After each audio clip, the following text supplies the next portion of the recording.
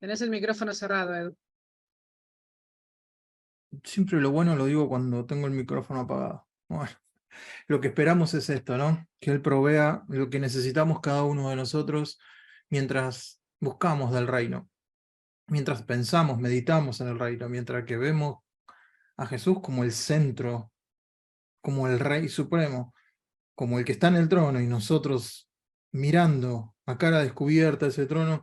Él va a proveer. Algunos hoy necesitan sanidad, en el caso de Adri y Ibero, otros necesitarán justicia, otros necesitarán provisión, otros necesitarán aliento, todos estamos necesitando de algo. Si buscamos primeramente el reino de Dios, todo lo demás va a ser añadido, aunque todo no podemos poner todo, porque son tres cosas básicamente: comida, vestido y bebida. Pero creo profundamente que este reino menos pensado es el que Dios propuso para que nosotros meditemos y, como les decía hoy, si vamos a estar una hora juntos, todo lo que seamos esté en función de poder entender el reino. Todo lo que seamos esté en función de meditar en el reino, que seamos esponjas en este momento, que absorbamos lo que el Señor tiene para nosotros en este tiempo. Tres elementos hay para que el gobierno sea gobierno y el reino sea reino: presencia, gobierno y manifestación. Tres elementos. El Señor dio también tres ingredientes cuando empezó a hablar. Arrepiéntanse porque el reino de los cielos se ha acercado. O sea, otra vez, cambien su forma de pensar. Cambien su forma de pensar al mundo, cambien su forma de pensar filosófica, psicológica y físicamente. Cambien la forma de pensar porque el reino no tiene nada que ver con lo que ustedes conocen. El gobierno de Dios se hizo presente y dentro de ese gobierno Dios se va a manifestar. Crean esta buena noticia. Créanla, parece que no es tan buena. Han recibido buenas noticias que uno dice: no lo puedo creer que sea tan buena esta noticia. No lo puedo creer, no lo puedo creer, se me dio, no lo puedo creer, no lo puedo... Bueno, con el reino pasa lo mismo. Esa es la buena noticia. Después de decir Jesús: arrepiéntanse, el reino de los cielos se ha acercado, pronuncia otra palabra: bienaventurado. La va a repetir las 9 veces. Bienaventurado significa supremamente bendecido. Afortunado, bien librado, dichoso, glorioso, bendito, feliz. ¿Quiénes? Los pobres de espíritu, porque de ellos es el reino de los cielos. Los que lloran, porque ellos recibirán consolación. Los que tienen hambre y sed de justicia, porque ellos serán saciados. Los misericordiosos, porque ellos alcanzarán misericordia. Los de limpio corazón, porque ellos verán a Dios. Los pacificadores, porque ellos serán llamados hijos de Dios. Y bienaventurados los que padecen persecución por causa de la justicia, porque de ellos es el reino de los cielos. Créeme que si alguien va a dar un sermón, como Jesús se sentó acá a dar un sermón a la gente que lo seguía, acuérdense que la audiencia son los desclasados, los don nadies, los que están al final de la soga, los que están raspando la olla, los que los siguen a Jesús para que les dé algo, los sane. Esa era la audiencia cautiva de los romanos. Y en vez de decirle: no, bienaventurados son porque ustedes no van a llorar más, ustedes bienaventurados van a ser porque se van a poder rebelar en vez de ser mansos, bienaventurados porque no tienen hambre de justicia, la justicia no, es todo lo contrario. Y entonces tenemos que analizar un poco cada una de las cosas, porque algunas las hemos tomado por sentado, que ya sabemos lo que dice, y no siempre dice la verdad conforme a lo que Dios quiere que sea verdad.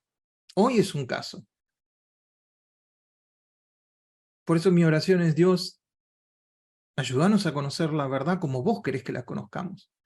Si hay algo que conozco, que creo que es verdad, y no lo es, de acuerdo a lo que vos establecés como verdad, ayúdame a cambiarlo. Hoy puede llegar a ser eso. Entonces, cambiemos la cabeza, porque Jesús proclama la buena noticia del nuevo gobierno. Bienaventurados los que tienen hambre y sed de justicia, porque ellos serán saciados. ¿Cómo podemos entender lo que es bienaventurados? Tener hambre y tener sed de justicia. Hoy en nuestros días, tener hambre y tener sed no es algo agradable, ¿sí? Y en aquellos días menos. Pasar hambre, pasar sed no es agradable.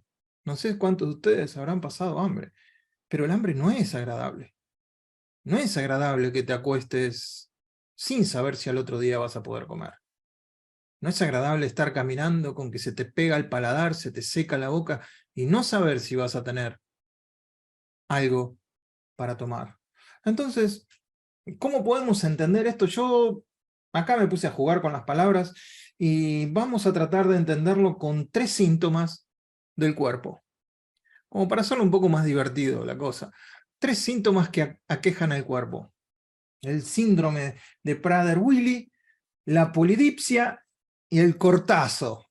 Entonces, como me imagino que la mayoría no saben ni qué caso es, los voy a tener un poquito ahí enganchados hasta que les explique qué es. Entonces, vamos a ver cómo es tener hambre. El síndrome de Prader-Willi. El síndrome, este es un trastorno que yo me puse a investigar y puse en los buscadores, dijo, ¿hay alguna enfermedad que las personas tengan constantemente hambre? Que constantemente tenga hambre, y sí, encontraron este trastorno genético muy poco frecuente que provoca daños físicos y mentales. Este síndrome es una sensación constante de hambre que suele comenzar sobre todo a los 2 años. Constantemente hambre, aunque coman, constantemente hambre. Y el Señor dice que bienaventurados los que tienen hambre. Claro, yo me puse a jugar con esto. No es bienaventurado el que tiene este síndrome.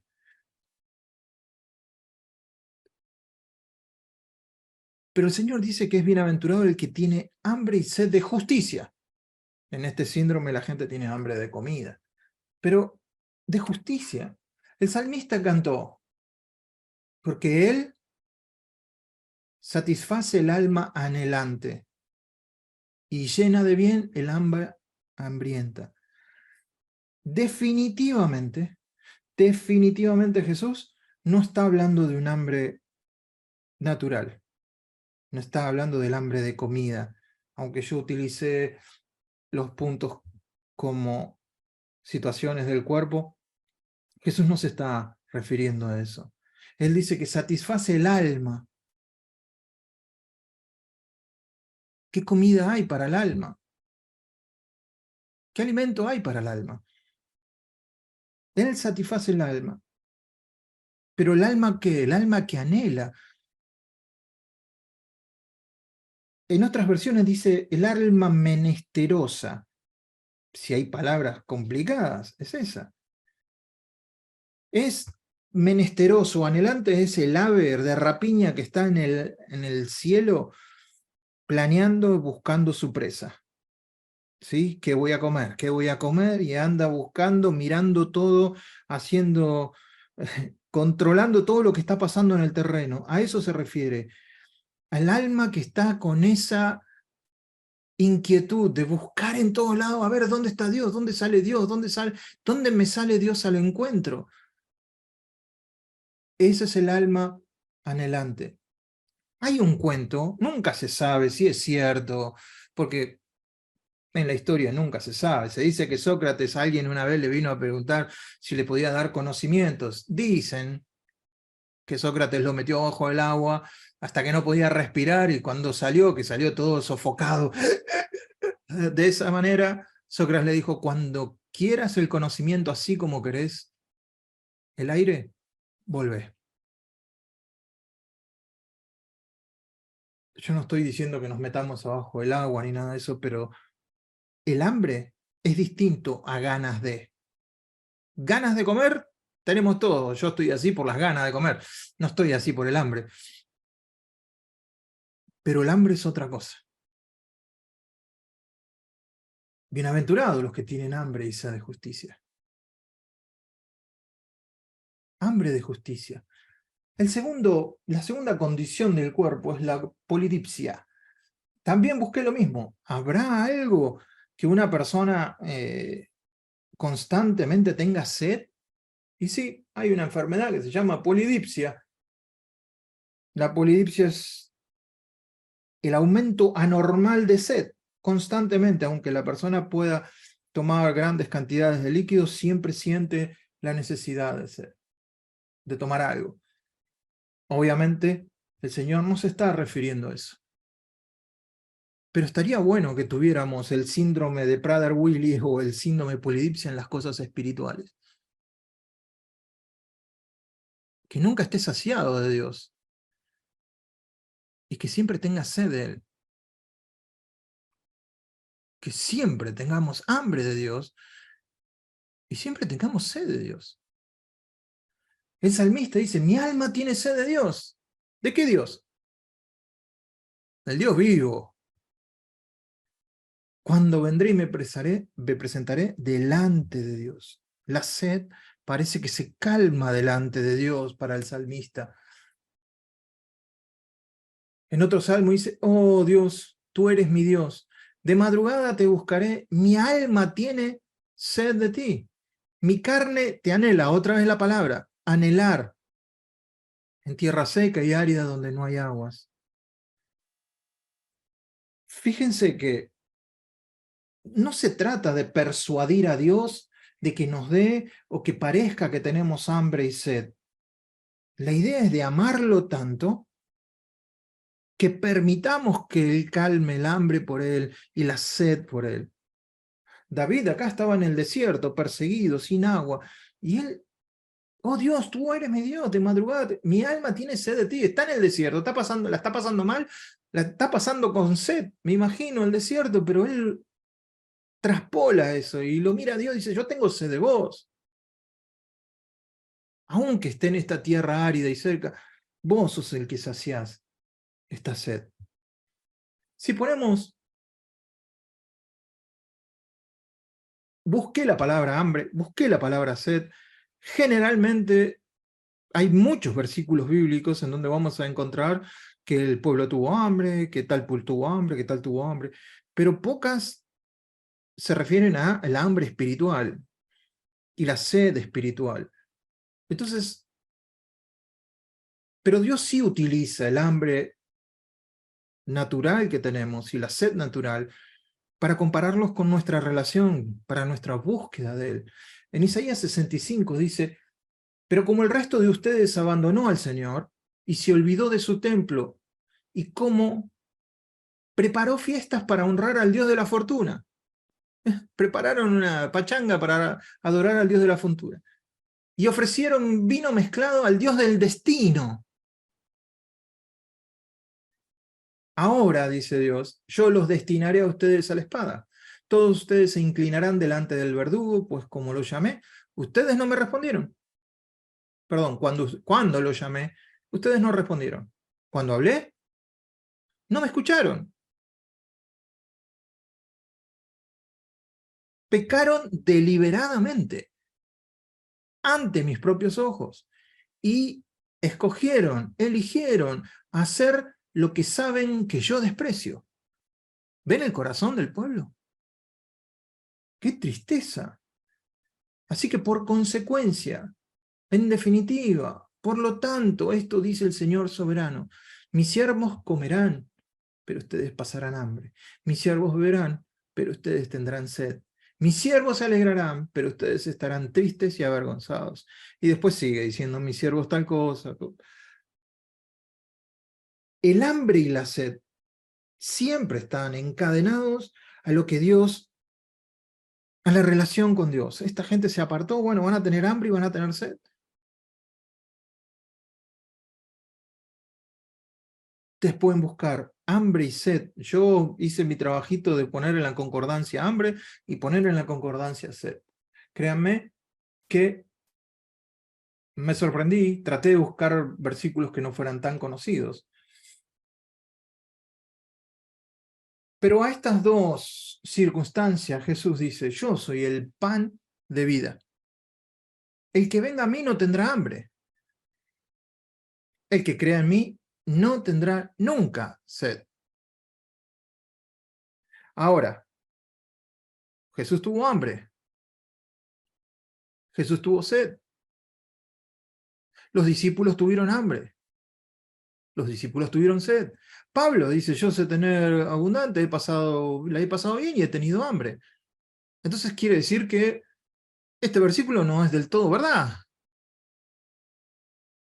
Si nos referimos a un hambre tangible, material. Pero él está hablando del pan de vida, y es otra vida.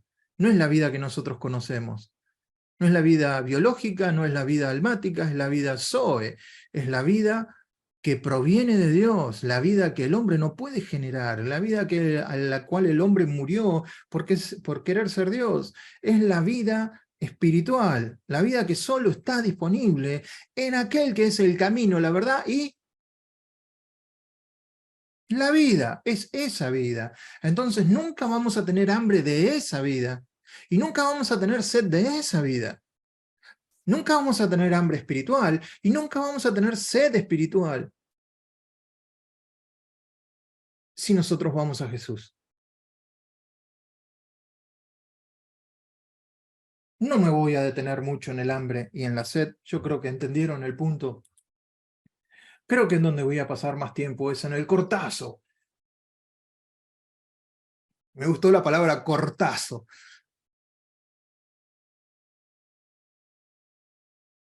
¿Qué es el cortazo? La justicia es lo que sacia esta hambre y esta sed. Bienaventurados los que tienen hambre y sed de justicia. Cortazo. ¿Alguna vez comieron? Yo sé que ninguno me lo va a reconocer, pero comieron y en algún momento hicieron con el cinturón, oh, corrieron un agujerito, se desabrocharon el botón y dijeron, oh, eso es el cortazo. El cortazo es eso que vos decís, no puedo más, no puedo más, no me entra más nada, ¿no querés otro plato? No, no. Y por ahí viene el postre, vos decís, ya habías dicho que no querías más, pero viene el postre y dice, no, bueno, para el postre siempre hay lugar, ¿no? Alma de gordo. El cortazo es eso. Fíjense, otra situación. Es llenar, saciar de comida. Se traduce generalmente como saciar. Estoy saciado, estoy lleno, estoy completo. En una sola ocasión, esta palabra se traduce como llenar su vientre. ¿Se acuerdan? El hijo pródigo quería llenar su vientre de algarrobas. Lázaro, no Lázaro el amigo de Jesús, el otro Lázaro, deseaba las migajas que caían de la mesa, con lo que cual hubiera quedado bien alimentado, de las migajas, o sea, imagínense lo que era esa mesa. Debería tener lujo por todos lados. Otra palabra para cortazo es hartarse.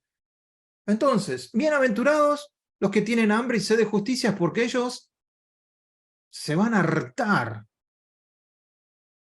de la justicia. Se van a tener que correr el cinturón, se van a tener que desabrochar el botón, porque va a venir una justicia que los va a llenar, los va a saciar. No me queda otra palabra más grande que esa. Deuteronomio habla acerca de la justicia. En mi opinión, esta es una gran definición de justicia. Deuteronomio 32:4. Él es la roca, sus obras son perfectas. Todo lo que hace es justo e imparcial. Él es Dios fiel. Nunca actúa mal. Que justo y recto es Él. Justicia.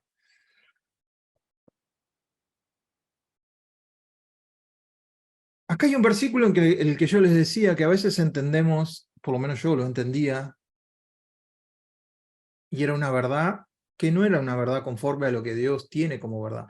Buscad primeramente el reino de Dios y su justicia, y todas estas cosas os serán añadidas. Entonces, nosotros ponemos en esa justicia que dice ahí lo que a nosotros nos parece como justicia. Tengo que buscar el reino de Dios y congregarme. Tengo que buscar el reino de Dios y dar el diezmo. Tengo que buscar, entonces después voy a tener todo lo demás. Tengo que buscar, esa es la justicia de Dios, ¿no? Y le ponemos, no sé si les ha pasado a otro, pero en esa justicia involucrábamos otras cosas. Y todo lo demás va a ser añadido. ¿Qué me va a añadir? Y voy a tener lo que quiero, voy a conseguir los deseos que tengo, voy a alcanzar mis sueños, mis metas, y nada que ver el pasaje, porque tenemos que saber que el reino de Dios no es comida ni bebida, sino justicia, paz y gozo en el Espíritu. Otra vez, no es comida ni bebida. Entonces el hambre no puede ser por comida y bebida, porque el reino de Dios no es comida y bebida. El hambre es otra cosa. Y el reino de Dios y su justicia es su justicia. No es mi justicia. No es lo que yo considero como justicia. Nuestra justicia para Dios es un tampón usado. Un tampón bien usado. Trapo de inmundicias son nuestras justicias para Él. Él lo pone así, no se enojen conmigo. Lo estoy trayendo. Trapos de inmundicia era lo que usaban las mujeres. Entonces, eres bendecido, y acá voy a tirarles algunas cosas para que ustedes puedan pintar el cuadro de la justicia. Eres bendecido cuando has desarrollado un buen apetito por Dios. Él es comida y bebida, el mejor alimento que jamás hayas comido. Ciertamente Jesús no está hablando de justicia propia, ¿sí? No está hablando de bienaventurados los que tienen hambre y sed de su justicia. No. De justicia propia. No. ¿Cómo sabemos eso? Porque Jesús le dice, porque os digo, si vuestra justicia no fuere mayor que la de los escribas y fariseos, no entraréis al reino de los cielos. Los fariseos y los escribas se creían que eran justos a los ojos de Dios, porque tenían herencia, porque habían nacido acá, porque conocían la palabra. No, no, no. O sea, Jesús lo que está diciendo es como irónico, si tu justicia no fuere mayor, cosa que para el que lo estaba escuchando era imposible a los ojos naturales. Pero la justicia desde los ojos espirituales es otra cosa. Es rectitud de carácter ante Dios y rectitud de acciones ante los hombres. Es lo que Dios pide para con Él y para con los hombres. Transmite la idea de una conformidad con un estándar o una norma. Las normas IRAM, cuando iba al industrial, me acuerdo de las normas IRAM, que esto era según las normas IRAM. ¿Por qué? Y porque tenía las normas. Entonces, la norma es la justicia de Dios. En este sentido, la justicia es lo opuesto a amartía. Si no se van a quedar con nada, quédense con esto del cuadro. La justicia es lo opuesto al pecado. ¿Por qué? Porque el pecado es perder la marca establecida por Dios. Es perder la norma, es no darle a la norma que Dios tiene. Esta es mi norma. No, no llego a esa norma. Entonces, es pecado. Y la norma de Dios es justicia. Ahora, espero no estar mareándolos. La justicia es lo que sacia. Me gustó esta definición, la agregué después. Dice, la justicia es el vacío doloroso que nadie puede llenar por su propia cuenta. La justicia de Dios es el vacío doloroso que nadie puede llenar por su propia cuenta. Cuando yo vine a los caminos del Señor, creo que uno de los sentimientos más fuertes, en primer lugar, fue el sentido de libertad que tenía, y en el segundo, la libertad de culpa. Que la justicia de Cristo ya me había absuelto, que ya no tenía ninguna condenación. Me saqué un elefante de encima. Entonces, Es la justicia de Dios la que sacia ese hambre por Dios y esa sed por Dios.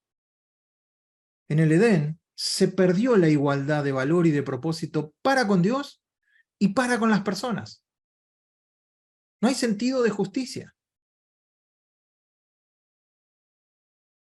¿Qué pasó? ¿Comiste del árbol que yo...? No, pero es que la mujer que vos me diste. Y la mujer, no, pero fue el... Se perdió. Se empezaron a culpar unos a otros. Se perdió el sentido de justicia del cual Dios había establecido, donde Él era el centro de la justicia. Después Dios intentó de muchas maneras, intentó con patriarcas, intentó con jueces, intentó con reyes, intentó de todas maneras demostrar o establecer otra vez la justicia de Dios, y todo falló.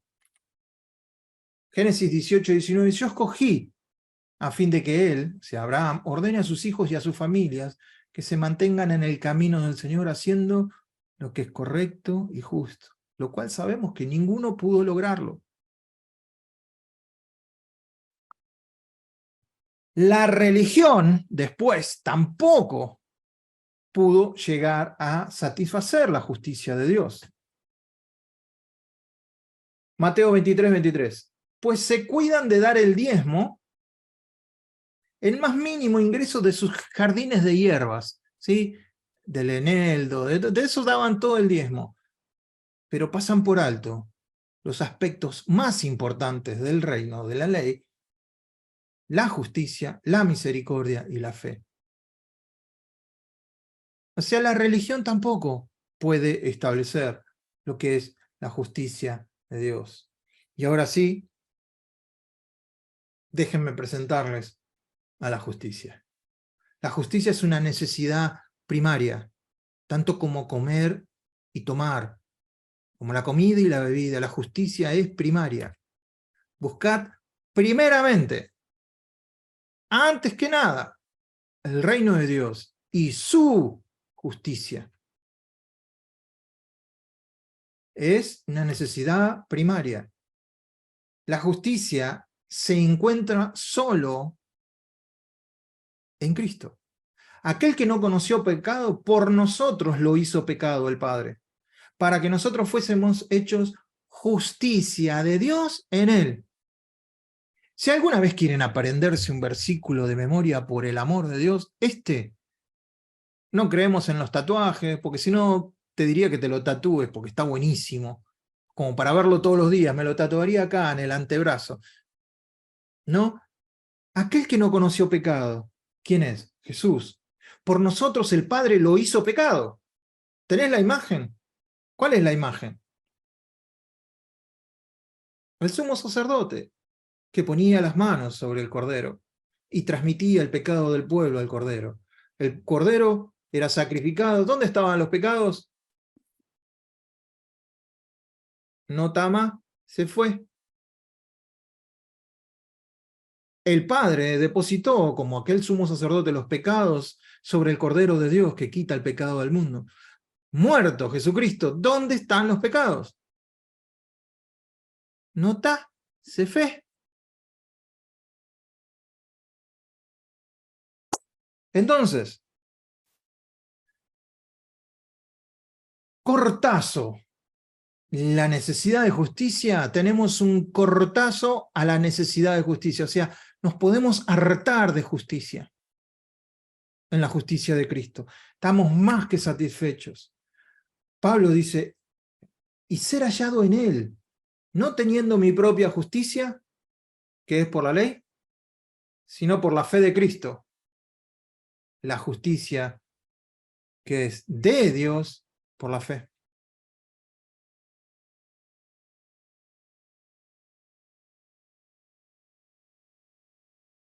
La palabra justicia es tzedek. Decirlo en voz alta, tzedek, aunque estés solo ahí para despertarte. TS, tzedek, en el hebreo antiguo es la persona que camina recto. El que entra y sale rectamente, como el horizonte, como la línea del horizonte. El que camina, el que tiene una acción de entrar y salir, ahí ven la acción, el simbolito de la puerta, de la puerta de la tienda y el horizonte. Es una persona que camina recto, que va conforme a la línea recta del horizonte. Sedek. Sedek. Esa es la palabra. Ahora, a mí me costó mucho entender la justificación hasta que alguien me la presentó así. Si ustedes pueden esto absorberlo, sería genial. La justicia, el Sedek, tiene dos ingredientes. Una, la justicia es retributiva. ¿Qué quiere decir? Que la justicia tiene que pagar conforme a lo que hicieron. Y tiene otro ingrediente, que es la parte restaurativa. Las dos tienen que ver con Dios. En el Antiguo Testamento casi todo está orientado a lo retributivo, ¿no? Tener que pagar porque Dios va a pagar conforme a lo que ustedes hicieron. Dios les va a pagar conforme a lo que hicieron. Pero poco se habla de lo restaurativo. Ahora, en Cristo Jesús, con esto termino. Pero yo he puesto mi rey, estamos estudiando el reino, estamos estudiando que el rey se plantó y empezó a enseñar. Acuérdense siempre, el maestro se sienta y enseña, y el predicador se para y habla. Jesús se sentó a enseñar. El Señor dice en el Salmo, Dios dice, pero yo he puesto mi rey sobre Sión, mi santo monte. La palabra mi rey es Malki. Malki.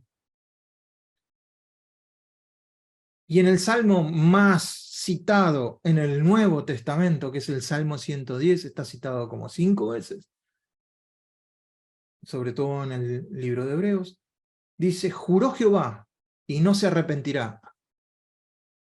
Con Larry siempre nos hace la misma pregunta. Dice, ¿hay algo más grande que la palabra de Dios? ¿Qué puede haber más grande que la palabra de Dios? Y uno tiende a decir, no, nada. No, sí, hay algo más grande, su juramento. Si Dios jura, él dice, juró Jehová y no se arrepentirá. Tú eres sacerdote para siempre según mi orden de Melquisedec. Vas a ser Melquisedec. La palabra Melqui, y vimos la palabra Sedec. Melquisedec. ¿Le suena? Malki, mi rey.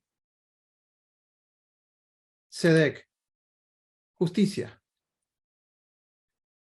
Entonces tenemos mi rey de justicia. Ese es Jesús para los ojos de Dios. Mi rey de justicia. Cuando cumplió la justicia retributiva Jesús? ¿En qué momento? En la cruz. Nosotros tendríamos que haber pagado como los deudores, como aquellos que tenían que ir a la justicia. Si hubiéramos ido al juicio, nosotros éramos los culpables. Teníamos que haber pagado esa parte retributiva, le teníamos que haber retribuido a Dios con nuestra muerte, porque la paga del pecado es muerte. Sin embargo, Dios lo hizo pecado. Dios lo sacrificó. La parte retributiva en la cruz fue suplida. A ver si me pueden entender esto, había solamente un obstáculo para que Dios salvara a la humanidad en todo su amor. El único obstáculo era su justicia. En el amor de Dios nos quería salvar a todos, pero había un obstáculo, que era la justicia. Su justicia. Salvado el obstáculo, ahora la humanidad puede ser salva. Y la obra restitutiva de la justificación la tenemos todos aquellos que creemos en ese sacrificio. Estamos sentados en los lugares celestiales con la persona que pagó por nosotros. y ahora su justicia es nuestra justicia. Para entender esto, entender lo que es la justicia como hombre natural, el hombre natural no puede entender las cosas que son de Dios. Entonces, si yo creo que entiendo la justicia con mis herramientas de hombre natural, estoy yendo a buscar agua en una cisterna rota. Porque mi equipamiento de hombre natural no puede entender lo que es la justicia de Dios. La justicia de Dios tiene que ser entendida en el corazón. La justicia de Dios, tener hambre y sed de su justicia, es entender esto. Que todo encierra a una persona, sí, pero que hay mucho más, que esa persona tuvo que retribuir a Dios para que fuera un justo juez. Y teniendo su justicia, teniendo la imagen correcta de su justicia, entonces ahora podemos decir si tengo hambre y tengo sed de esa justicia. Y cuando encontramos otro pasaje que nos dice, buscad primeramente el reino de Dios y su justicia, ahora ya sé qué es. Es la persona de Jesús. Es Melquisedec, mi rey de justicia. Hace mucho tiempo nos pusimos a vender asado con unos amigos. Teníamos una semana para vender asados en la fiesta del ternero, si alguno la conoce. Los primeros 2 días no vendíamos nada para tomar. La gente nuestra ganancia estaba en la bebida. Hasta que alguien nos dio una idea. Dice, reciban a la gente con un platito de maní salado antes de darle el asado. Y entonces empezamos a poner unos vasos así grandotes con maní salado. Los últimos días vendimos bebida como nunca. ¿Qué hicimos? No era trampa, pero despertamos la sed de esa gente que no tenía sed. Despertamos el hambre. Qué bueno que es tener hambre y sed de justicia. Lo dice Jesús. Bienaventurado si tenés hambre y sed de justicia, porque vas a ser saciado. No solamente saciado, hartado de justicia.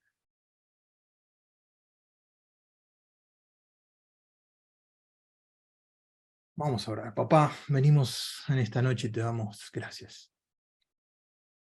Bendecimos tu nombre, porque cuando vemos este plan, vemos todo lo que hiciste para que nosotros podamos pertenecer a la familia divina, a tu familia. No dejamos de sorprendernos. En esta noche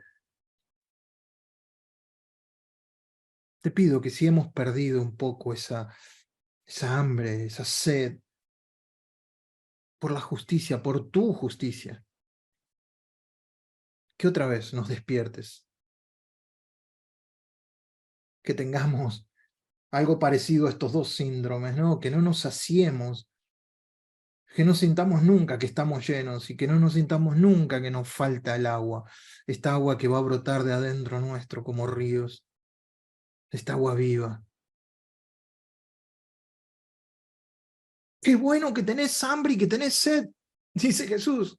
Sos la persona más feliz del mundo si tenés hambre y sed de mí, de justicia. ¿Por qué? Que vas a ser saciado absolutamente y completamente, de la forma más absoluta que vos vas a conocer.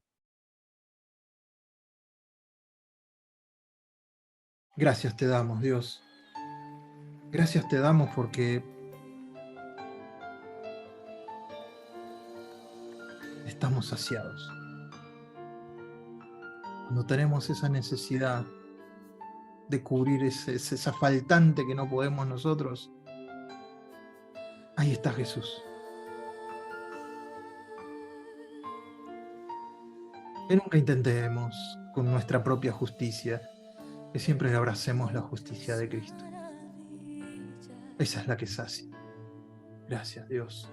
Escuchamos esta alabanza y después los escucho a ustedes si tienen ganas de decir algo.